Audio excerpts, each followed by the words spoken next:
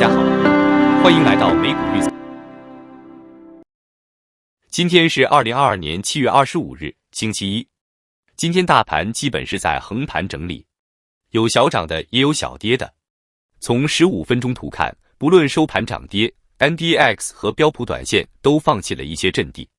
NDX 短线已经明显破位，上升趋势线和颈线双双破位，得到确认，跌破颈线。标普跌出上升通道，但颈线上命悬一线。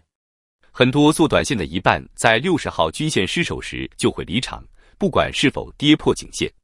但谨慎的会等颈线破位反转得到确认后离场，以避免拉锯扯皮。多方回防时可以逢低建仓补仓，尤其是回补上周五高开留下的缺口时。但如果跌破前期低点，注意，这是条件，不是无条件逃跑主义。多方则要考虑减持或放弃这些仓位，扔掉坛罐罐，准备大撤离，到更好的地方吸纳更低的筹码。大撤退来临时，要舍得放弃家园，日后还会打回来的。从日线图看， NDX 和标普基本都守住了自己的第一道防线。NDX 放弃了5日均线，但它的20天和50天均线位置更加接近，抱团是在加固阵地，而不是要弃阵。标普由于整体滞后，并不在最前沿，所以相对安全一点，还没有放弃5日均线阵地。但其实它的20天和50天均线相离还较远，不像 NDX 那样可以集中主要兵力。现在看来，多空双方仍在积极布阵，准备明后天的大战以及星期四的潜在变盘。那几天多空会有大规模激战。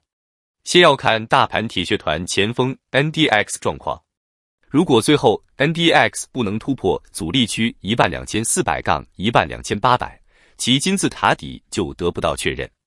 标普连第2条河还没渡过，更别说突破4080-4160阻力区，其金字塔底的确认会需要更多时间，也许要到9月加息后才能见分晓。散户现在要看多空对决状况，决定是跟哪一方走。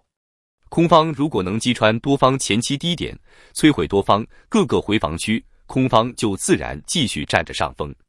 我关于 NDX 和标普的阻力区、各个回防区、前期低点都做了详细标注。中线是否由空转多或继续走空，要看这些点位情况。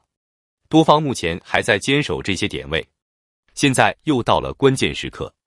短线离场观望是可以的，中线仍需密切关注前方军报，盯紧了各个点位区间的战报，以随时调整仓位，不要光被满天飞的消息、财报数据所左右。好了，今天的美股就评论到这里，别忘了点赞、订阅、分享本频道，并按下小铃铛。